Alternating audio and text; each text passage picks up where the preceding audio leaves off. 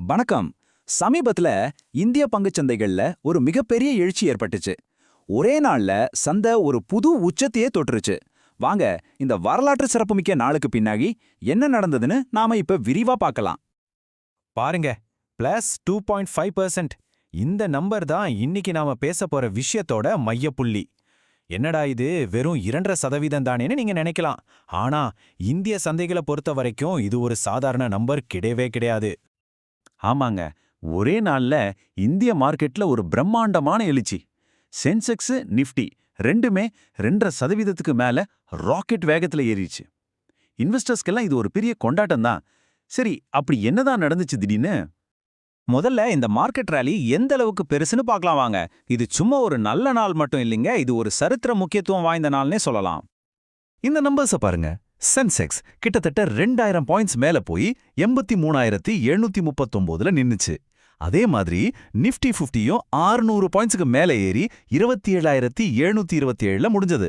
அடேங்கப்பா, ரெண்டு இண்டெக்ஸும் ஒரே நாள்ல 2.5%க்கு மேல வளர்ந்ததுன்னா இன்வெஸ்டர்ஸ்க்கு இது ஜாக்பாட் மாதிரி தான்.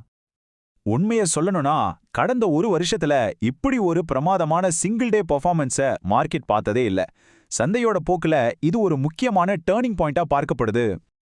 சரி, இப்ப எல்லாருக்கும் மனசுல ஒரே கேள்விதான். ஒரே நாள்ல மார்க்கெட்டை இப்படி பத்தி எறிய வச்ச அந்த தீப்பொறி எது?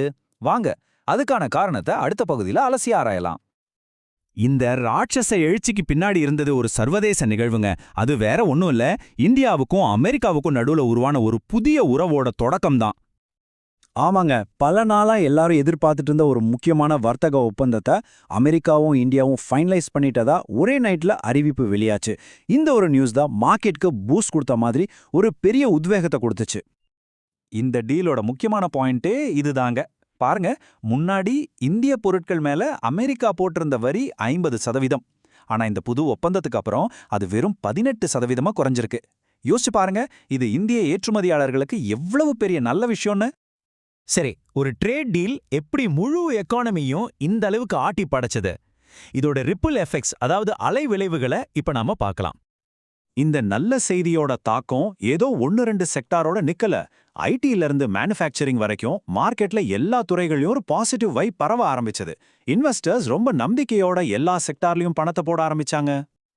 குறிப்பா சொல்லணும்னா, ஏற்றுமதியை அதிகமா நம்பியிருக்கிற டெக்ஸ்டைல்ஸ், கெமிக்கல்ஸ், ஃபார்மா மாதிரியான துறைகளோட பங்குகள் எல்லாம் பெரிய லாபம் பார்த்தது. ஏன் தெரியுமா? ஏன்னா வரி குறைஞ்சதால இன்டர்நேஷனல் மார்க்கெட்ல இவங்களோட போட்டித்தன்மை பயங்கரமா அதிகமாகும். டாப் பெர்ஃபார்மன்ஸ் யாருன்னு பார்த்தா அதானி என்டர்பிரைசஸ் பங்கு 10% ஏறியிருக்கு. அதானி போர்ட்ஸ் பங்கு 9% வரைக்கும் உயர்ந்திருக்கு. இந்த ட்ரேட் டீலால இந்த கம்பெனிகளுக்கு நேரடியா பெரிய பெனிஃபிட் கிடைக்குங்கிற எதிர்பார்ப்பு தான் இந்த மிரட்டலான வளர்ச்சிக்கு காரணம். இதோட எஃபெக்ட் ஷேர் மார்க்கெட்டோட மட்டும் நிக்கல. இந்திய பொருளாதாரம் மேல உலக அளவுல நம்பிக்கை அதிகமானதால அமெரிக்க டாலருக்கு எதிரா இந்திய ரூபாயோட மதிப்பும் பல வருஷத்துல இல்லாத அளவுக்கு ஒரே நாள்ல ஸ்ட்ராங் ஆச்சு. சரி, கடைசியா இந்த மொத்த நிகழ்வுல இருந்தும் நாம எடுத்துக்க வேண்டிய முக்கியமான மெசேஜ் என்ன? இது வெறும் நம்பர்ஸ பத்தின விஷயம் மட்டும் இல்ல.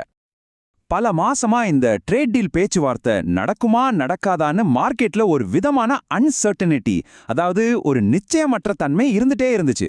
இப்போ இந்த ஒப்பந்தம் வந்ததால அந்த குழப்பம் மொத்தமா நீங்கிடுச்சு. அதனால இன்வெஸ்டர்ஸ் மறுபடியும் நம்பிக்கையோட முதலீடு செய்ய ஆரம்பிச்சுட்டாங்க. எக்ஸ்பர்ட்ஸ் என்ன சொல்றாங்கன்னா, இந்த ஒப்பந்தம் இந்தியாவோட ஏற்றுமதி போட்டித்தன்மையை ரொம்பவே அதிகப்படுத்தும்னு எதிர்பார்க்கப்படுது. இது லாங் டேர்ம்ல நம்ம வளர்ச்சிக்கு ஒரு ரொம்பவே ஸ்ட்ராங்கான சிக்னல். இப்போ ஒரு பெரிய தடை விலகிடுச்சு, சரிதான். ஆனா பொருளாதாரம் எப்பவுமே ஒரே இடத்துல நிக்காது இல்லையா? இந்த ட்ரேட் டீல் ஒரு பழைய குழப்பத்துக்கு முற்றுப்புள்ளி வச்சிருக்கு. ஆனா இனிமே இந்திய சந்தை சந்திக்க போற அடுத்த கட்ட சவால்கள் என்னவா இருக்கும்? யோசிக்க வேண்டிய கேள்விதான்.